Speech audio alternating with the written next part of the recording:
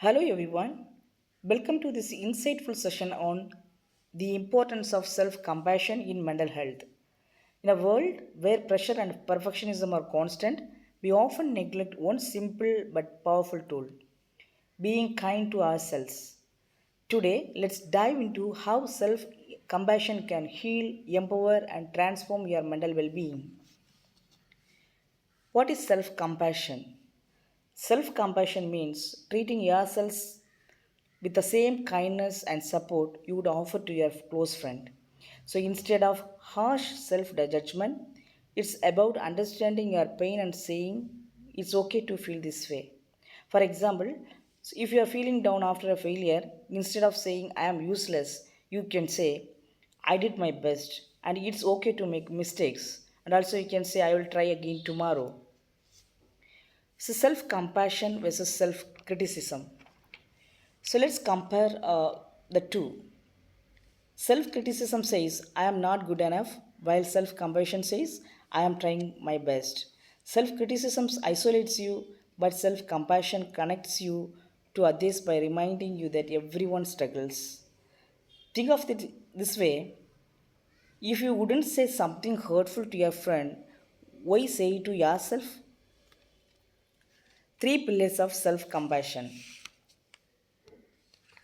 According to Dr. Christine Neff, self compassion has three main parts. First, self kindness, so which is offering yourself warmth instead of harshness. The second thing is common humanity, so where you recognize that suffering is a shared human experience. And third, mindfulness, where you observe your thoughts and emotions without exaggerating or suppressing them. Together, they create a safe inner environment for healing. Then we'll see about the link between self compassion and mental health. When we practice self compassion, we reduce anxiety, depression, and inner criticism. It increases emotional strength and resilience. People who are compassionate to themselves handle life's ups and downs more effectively. It's not about ignoring our problems, it's about facing them with kindness instead of cruelty.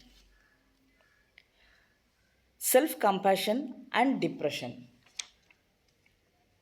Depression often involves a harsh inner voice filled with blame and negativity. Self compassion helps to soften this voice. It teaches you to say, I am struggling and that's okay. I need support, not punishment. So, this kind of mindset promotes healing and breaks the cycle of self hate and hopelessness. Self compassion and anxiety. Anxiety makes us fear failure and judgment. We worry about what others think or whether we are good enough. Self compassion helps by saying, even if things go wrong, I'm still worthy of love and respect. So, this lowers your stress response and increases your confidence.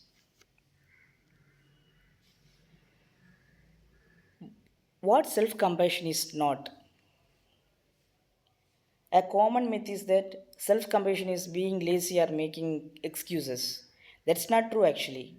Self compassion is not about avoiding responsibility, it's about approaching challenges with kindness instead of shame. You can be motivated, disciplined, and compassionate at the same time. Example from daily life. You forget an important deadline. So imagine you missed a college or work deadline. A critical voice might say, I am so irresponsible. But a self compassionate voice says, I messed up this time. I will learn from it and make sure it doesn't happen it again. So this approach doesn't ignore the mistake. Instead, it helps you to grow without feeling crushed by it.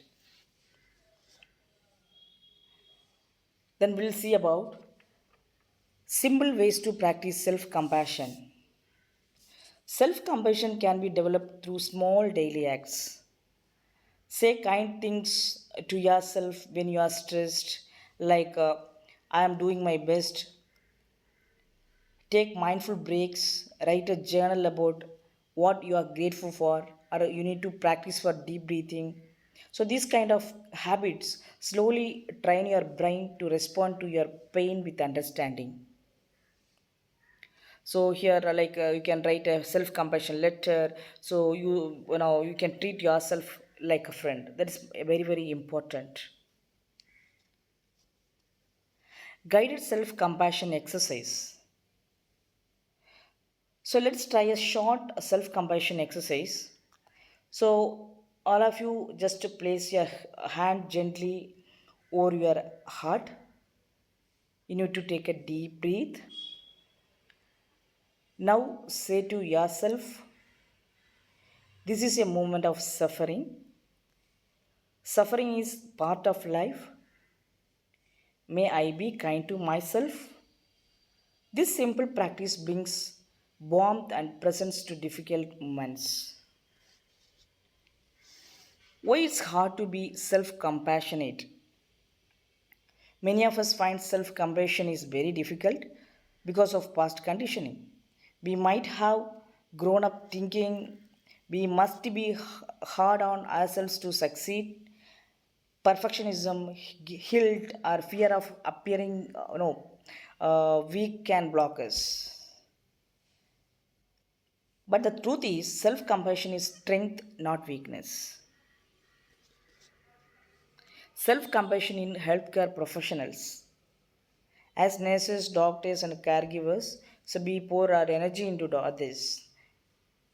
But if we don't show compassion to ourselves, what will happen? We are in risk. We risk emotional burnout. By practicing self kindness, we not only protect our mental health, we become better at caring for others. What happens when you develop self compassion? So, positive outcome of self compassion is people who develop self compassion report better relationship, higher motivation, and more balanced emotions. They are less afraid to fail and more willing to take healthy risk. So when your inner voice supports you instead of tearing you down, your whole life changes. You can see. The final thought of this topic, you need to be kind yourself. You need to be your own best friend. Okay, so as we end, you need to remember this. You are human being, you are human, you are allowed to fall short, you are worthy of kindness. Start talking to yourself like someone you love. Because when you are kind to your own mind, you open the door to real healing and peace. Again, I would like to say be kind to yourself. Thank you.